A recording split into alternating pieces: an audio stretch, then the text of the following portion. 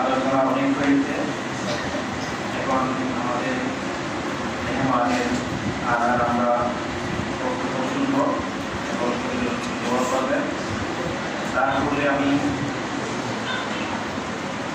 প্রত্যেকের শুকরিয়া আদায় করছি।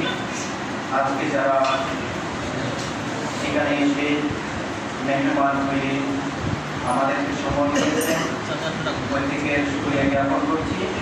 তার সাথে সাথে আজকে মাহফিলে যারা সহযোগিতা করেছেন অত্র এলাকার এবং প্রবাসী ভাইয়েরা যারা সহযোগিতা করেছেন প্রত্যেকের প্রতি আমি কৃতজ্ঞতা প্রকাশ করছি।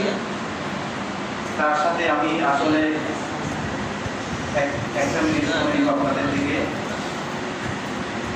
বিষয়টা হচ্ছে আসলে আমার গায়ে যে পাঞ্জাবিটা দেখছেন এই পাঞ্জাবিটা পরার যোগ্যতা আমরা যারা অর্জন করেছি শুধুমাত্র আমরা হুজুরের কারণেই এই পাঞ্জাবি পরার যোগ্যতা অর্জন করেছি।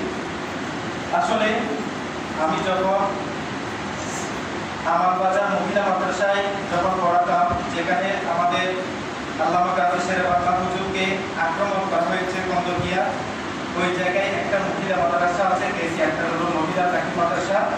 ওই জায়গায় যখন আমি শিক্ষকদের বাসায় ছিলাম, ওই জায়গার আশেপাশে সুন্নি আছে, সুন্নিদের তুলনায় বাতিলের সঙ্গে বেশি ছিল।